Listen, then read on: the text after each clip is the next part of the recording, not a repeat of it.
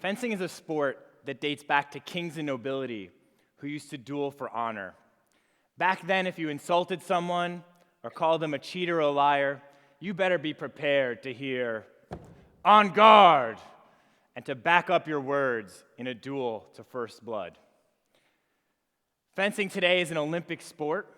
We no longer duel to first blood.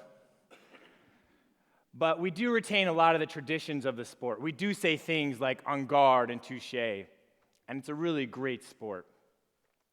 Now, I grew up in Washington Heights in the 1980s when it was a really difficult neighborhood, and I had no idea what the sport of fencing was. At the time, the schools in my neighborhood were so low performing that my mom had to look far and wide to try to find a school she felt was appropriate for me, finally settling on a public school in East Harlem. And that's me in the Yankee cap up there. By the time I was 13, my family started to do better, and I began attending one of the most prestigious private schools in the country. You might think that going from a public school in East Harlem to a private school was like winning the lottery. But as a Harlem student coming to Riverdale, New York, it was anything but. And I struggled. I felt out of place. And I was totally unprepared academically. Then one day, I was walking through my school, and I saw a sign that caught my eye. It said, "Join the fencing team, get out of gym." And without even knowing what it was, I went, saw that it was sword fighting, saw that it got me out of gym, and I was in. Now, something magical happened that day I started fencing. Something about putting on the fencing mask sparked a change in me. I started to take on a whole new persona when I fenced. I started to build this self-confidence that started to reach far beyond fencing. I fenced throughout high school and into college, and I remember as I was graduating college feeling fortunate for the educational opportunity I had had and wanting to contribute back to our country. It was then I decided to teach. And I came back to the neighborhood where I grew up in Washington Heights to teach 7th grade. While I was teaching my students, one of the things I realized first was many of them in 7th grade were reading on a 2nd, 3rd, and 4th grade reading level. Even more disturbing was many of them had really low expectations and goals for themselves, and they were afraid to pursue their dreams. I had to ask myself as a teacher, how could I be a role model for them? Now, if I was going to tell them to pursue their dreams and pursue their goals, I felt like I should walk the walk as well. And I had always had this dream that I wanted to be an Olympian. So I decided I was going to set the goal to try to make the 2004 Olympic team. This was in 2000. People told me I was crazy. I was going to be working full-time as a teacher while trying to train for the Olympics. I'd gone to a university that had never had an Olympian in any sport at all. And there were far more people considered better than me and more talented than me. To top it off, fencing is a sport that's considered beautiful, graceful, and elegant. This right here is your typical looking fencing stance. And this is me. People said that I look like a dog peeing on a fire hydrant when I fenced. They said my style was awkward and would never work for the Olympics. But even with all of that, and even with having to spend my own money to train and travel, I went for it. Now, you might think going for the Olympics is a very glamorous process, but this is a typical-looking fencing competition. And if you can see, there's 2 lonely competitors in a completely empty stadium. I remember my first trip going to a World Cup. I traveled 15 hours to Romania. I spent over $1,000 on my teacher's salary on flights and my hotel, all for the privilege of fencing for 2 minutes and getting completely destroyed. For the next 2.5 years, I flew to over 20 competitions around the world, losing my first match each time. People told me I was crazy. What was I doing? My 3rd year, a miracle happened. I won a match at a World Cup. Thank you.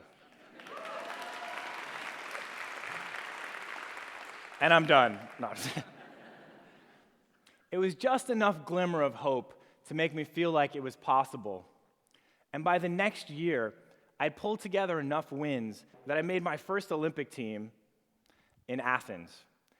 People were shocked. I was pretty stunned also.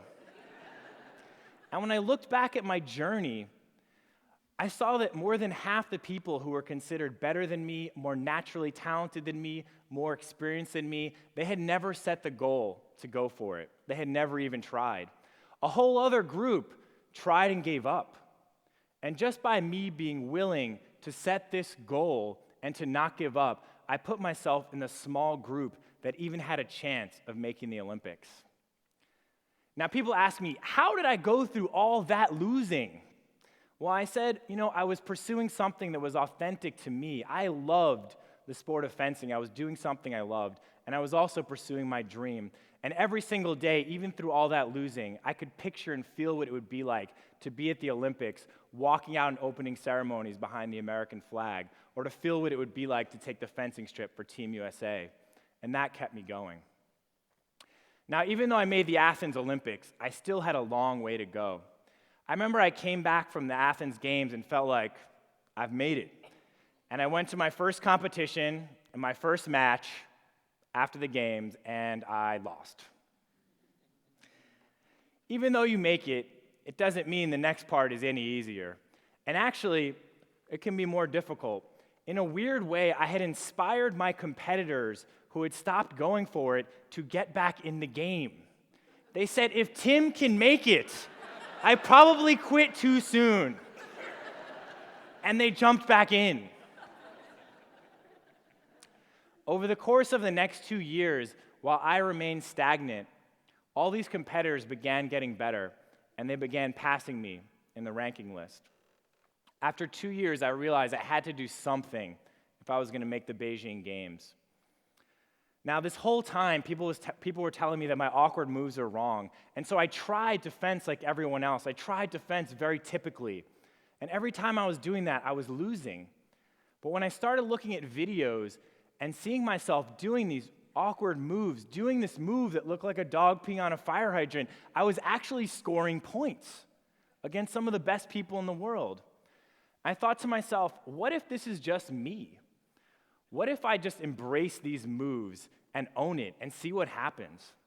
So I decided going into the next competition, I was just going to go for it. I was just going to do me. And the result was instantaneous. I made my first finals at a World Cup. And I remember as I was fencing, I could hear my teammates nearby. And there's no crowd noise. So you can hear everything. One of my teammates turned to the other and said, how does Tim keep scoring these lucky touches? And my other teammate turned to him and said, they're not luck, that's just Tim. And it was just me. For the first time, I had embraced and owned who I was as a fencer. And just that change in thinking completely changed the trajectory of my fencing career. I went from someone finishing in the 50s to someone who was a top 16 fencer in the world. And then 2 years later, this happened. This is my teammate who has just scored a point to win a very critical match. That is me with my back to you. And that is me passed out cold at the Beijing Olympics after we have just advanced to the finals to clinch the first medal in our event since 1948.